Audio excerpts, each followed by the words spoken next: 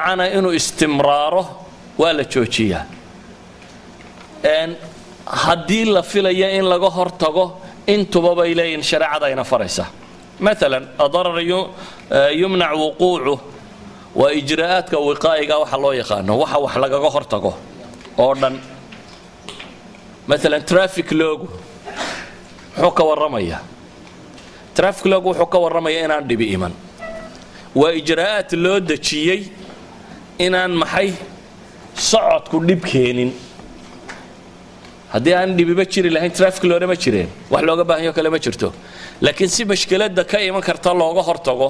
ayaa loo dajiyay in traffic loo qaato idan shariicada islaamiga waxay tilmaamaysaa wax allaaliya wixii darar ee la filayo inuu yimaado in laga hortago oo loo dajiyo ijraa'aadkii lagu joojin lahaa inaan waxaas dhicin hadduu dhaco وين للدفاع هدي لا فيلايو وين لغا هورتاغا هدي او دحاي او هره او دحاي وين اثارتيس لا ترتيرا يعني ضرر كدحاي اثارتيس سدا لو ترتيرا waxa weeyaan qofku cuquubo iyo jazaa helo abaal marin inuu helo ama se ciwad inuu helo compensation inuu ka helo dibtii soo gaadhay wixii ku dhacay waxaa soo dhan nusuus badan oo quraan iyo xadiis ah ay mas'ala kasta u dalishadaan laakiin anigu waxaan isku dayayaa qawaacid guud inaan dul maro waayo waxay ciwaanku yahay waa mafhuum asiyaasa sharciya kama waramayno markaa ususka ku dhisantay majaalaad ku dhisantay qawaacideeda oo loo laakiin waxaan ka waramaynaa mafhuumka bal inay fahmi kartaan guud ee siyaasa sharciya ay ka waranto مثلا قاعده labaad ay dalishadaan waxa kamid ah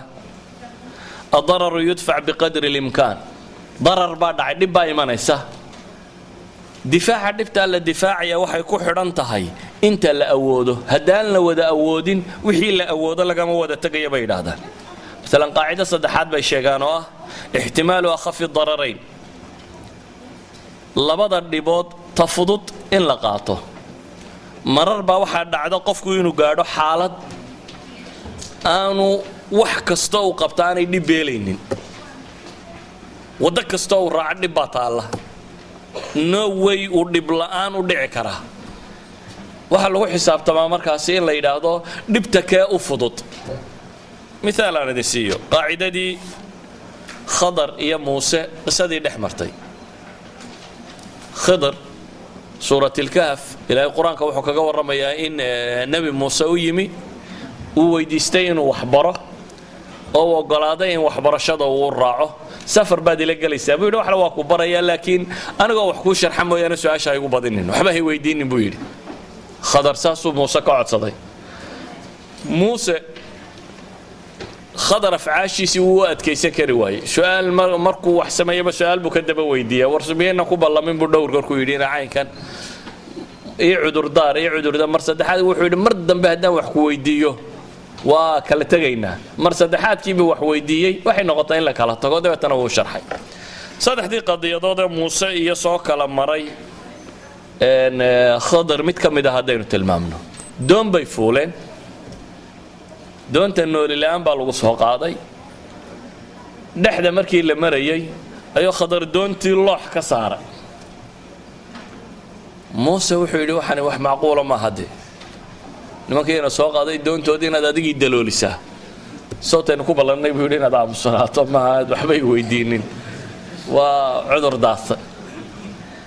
markii dambu khadar sharxay arrimihii oo dhan uu sharxay wuxuu yiri waa ma facaltuha an amri horta waxa laaliya waxaan sameeyay waxa anigu iskaynu sameeyay ma jirin ee waxay ahaayeen shariicadii aan raacaya sida tan dhigaysay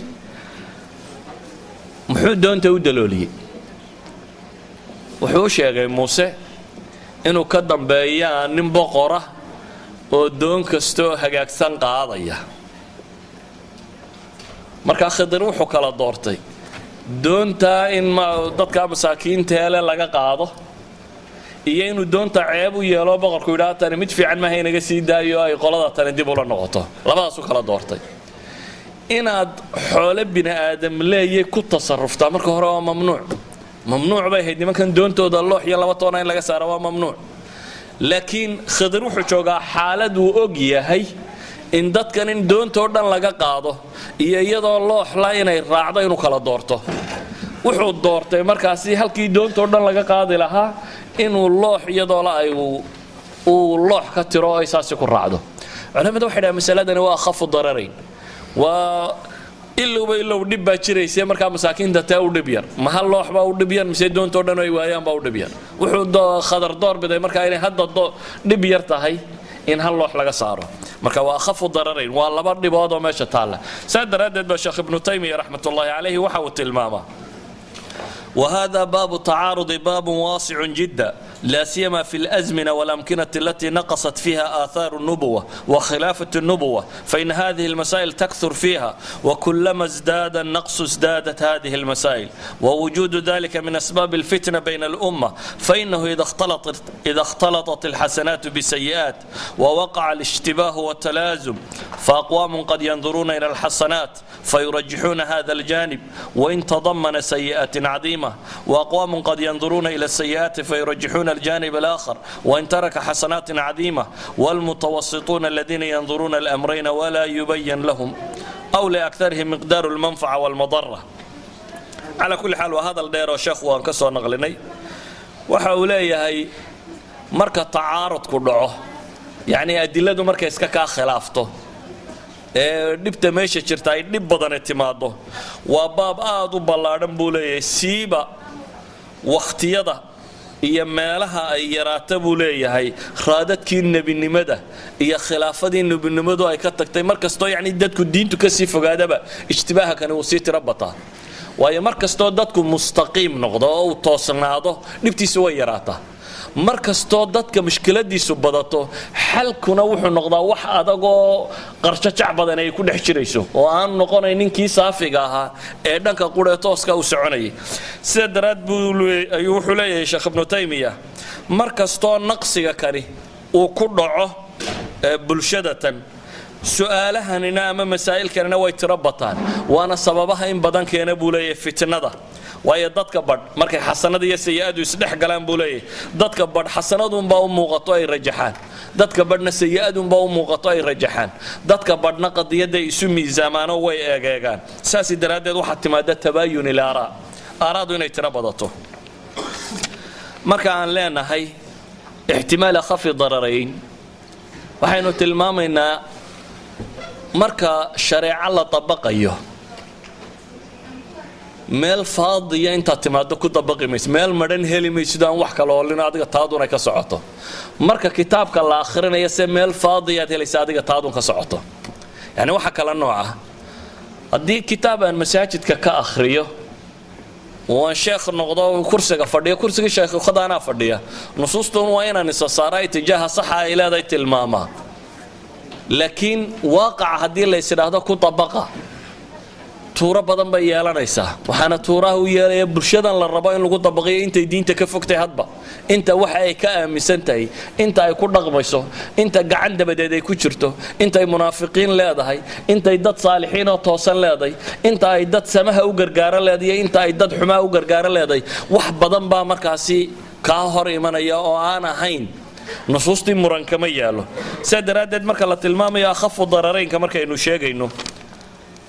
shareecadu wax darara ma wado waxay wado dhimo waa samo laakiin bulshada ba mashaakilkani ka imanaya u baahan in la xalilaa in la kala horeysiyo qawaacida marka baabka laga waramayo la tilmaamo waxa kamid ah qaacidada yiraahdaan muraacat al-ma'al wa i'tibari ma'alat al-umur waxa marka ku muuqdo inaad eegin ee adeegto waxa kan natiijada ka dhalanaysa muxuu noqonayaa maxaa ka dambeynaya maxay soo baxaysaa oo waa maxay inta aanad ficil fulinin inaad in badan ka fakarto natiijada ka dhalan karta waxay tahay fitala nabigu salawaatullaahi wa salaamu alayhi aisha wuxuu ku yiri lawla an qawmuka hadithu ahdi aisha tolka hadaanay ahayn kuwa diinta ku cusub quraysh yani hadaanay ahayn kuwa diinta ku cusub oo haduu diinta soo galay kacbada waan dumin lahaa buu nabigu leeyahay oo dhulkaan la simin lahaa kacbada dhulka way ka kacsantay mooyaane waa meel sare ayuu albaabku kaga yaala yani dhulka in doora bay ka soo kacsantay markaa nebigu wuxuu leeyahay kacbada waan dumin lahaa dabeetana dhulkan ka